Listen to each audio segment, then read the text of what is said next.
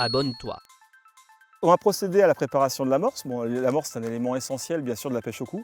Parce que, qu'est-ce que la pêche au coup par définition? C'est, on va pêcher un coup. Donc le coup, c'est quoi? C'est l'endroit précis où on va essayer de regrouper les poissons dans une zone assez restreinte.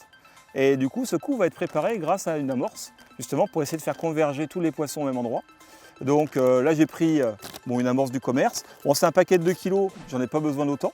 Donc je vais mouiller en gros 50% du paquet. Ça me permettra de faire 2 parties de pêche avec cette fameuse amorce. Donc voilà, donc là je vais en prendre environ la moitié. Encore un petit peu, voilà, hop. Donc il me reste la moitié dans le paquet pour la prochaine fois. Donc là j'ai environ 2 litres d'amorce sèche. Ça va me faire environ 3 litres d'amorce, c'est assez. Franchement, c'est assez pour une partie de pêche. Là, je compte pêcher 3 à 4 heures de pêche. J'en ai largement assez pour cette partie de pêche. Alors, avec ça, bien pour préparer l'amorce, bien évidemment, il faut la mouiller. Alors, je vais me servir de ma fameuse cuvette que j'avais tout à l'heure pour pouvoir attraper de l'eau et préparer cette mixture. Voilà, donc on va procéder au mouillage de l'amorce. Bon, vu les quantités employées, ça va être assez rapide à mouiller, donc il faut faire attention. Pas mettre trop d'eau. Donc un conseil, une amorce, mouillez-la en 2 étapes parce que ça va gonfler nécessairement. L'idéal, c'est de la mouiller comme ça, comme je fais en arrivant au bord de l'eau, avant de monter les lignes de pêche. Comme ça va permettre qu'elle absorbe, on va dire, un peu d'eau. Elle va gonfler et dans 10 minutes, je vais pouvoir mettre une deuxième ration d'eau de manière à finaliser le mouillage et obtenir, on va dire, une amorce qui soit suffisamment mouillée de manière homogène, de manière à ce qu'elle aille sur le fond. Parce que si vous la mouillez tout de suite et vous l'achetez dans l'eau, le problème qu'il peut y avoir, c'est que l'amorce soit trop sèche et qu'elle flotte. Parce qu'il faut quand même qu'elle se gonfle un peu d'eau et qu'elle prenne un peu de densité. Donc on va la laisser tranquille, on y reviendra. Donc là j'ai fait un mouillage très rapide, on y reviendra dans 10 minutes après avoir monté la ligne. Il est important de mouiller l'amorce en au moins 2 fois. Profitez pour préparer vos accessoires, monter votre ligne sur votre kit et de bien prendre le temps de sonder. L'amorce aura ainsi bien le temps d'absorber le premier mouillage.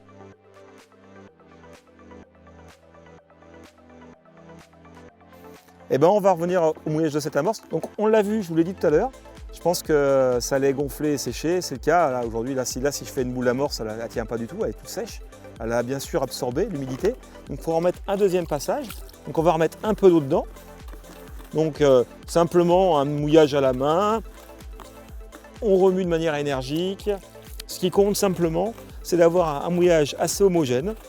C'est-à-dire en fait répartir l'eau de manière régulière sur l'ensemble des farines, de manière à avoir quelque chose qui se tienne. Le but du jeu, c'est de pouvoir constituer avec cette fameuse amorce des boules qui se tiennent. Voilà, là on a quelque chose qui se tient. Quand j'appuie dessus, ça va s'ouvrir, il faut que ça s'ouvre quand même nécessairement quelque part dans l'eau, mais c'est une vraie consistance. Donc là, l'amorce est totalement, on va dire, en adéquation en termes de mouillage avec ce qu'on veut obtenir. Voilà, on peut faire des boules. C'est pas la peine de trop mouiller parce qu'après, si vous mouillez trop, vous allez avoir une soupe et ça sera impossible de constituer des boules. Il faut trouver le bon équilibre pour pouvoir constituer des boules qui restent relativement dures, mais qu'elles ne soient pas trop sèches, sinon la boule va s'éclater dans votre main. Et trop mouillé, ça va plus être, on va plus pouvoir la serrer. Voilà, donc là, on est vraiment dans un mode qui va très bien. La boule se tient vraiment très bien. On voit qu'il y a beaucoup de particules. Ça devrait marcher, ça devrait attirer beaucoup de poissons. On va agrémenter cette amorce d'un produit qu'on utilise très souvent pour les salades, la salade niçoise, entre autres, etc., etc. Mais nous, on va l'utiliser pour les poissons. Ils adorent ce produit qu'est le maïs. Bon, c'est un incontournable, hein, je pense, dans tous les plans d'eau. Dans les endroits où il y a un peu de carpe, un peu de carasse, un peu de gros poissons type des braies, les lardons adorent ça. En fait, tous les poissons blancs aiment le maïs. Donc là, je vais en gros couper une demi-boîte. Voilà. Donc je mets ça dans une espèce d'hachoir qui va me permettre, en fait, en faisant une dizaine d'allers-retours, de réduire les maïs en espèce de purée. Donc, je vais refaire encore un coup ou deux pour encore les réduire un peu plus, parce que je vais les avoir assez fins. Et on va joindre en fait cette fameuse mixture. Voilà, n'hésitez pas, le geste voit dynamique, c'est parfait. Et là on obtient quelque chose d'assez sympa, on le voit sur le couvercle. On obtient des petites brisures de maïs, donc qui va être assimilable par tous les poissons, quelle que soit leur taille. En fait, un gardon par exemple de 50 grammes, il n'aura aucune difficulté à avaler un demi-grain de maïs ou un tiers de maïs. Voilà. Par contre, les gros grains qui resteront, c'est très bien aussi, parce que ça va intéresser les plus gros poissons, type carpe, qui eux ne vont pas du tout avoir peur à manger un grain entier. Voilà. Donc, on y va. On balance le résultat de notre travail dans l'amorce. Il ne faut pas hésiter. Donc là, on voit bien, ça fait une espèce de compoté de maïs. Les poissons en raffolent.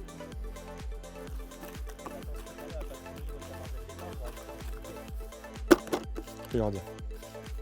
Alors bien évidemment, là, lorsque je fais ça, cette action-là, je remets un peu plus d'humidité dans l'amorce.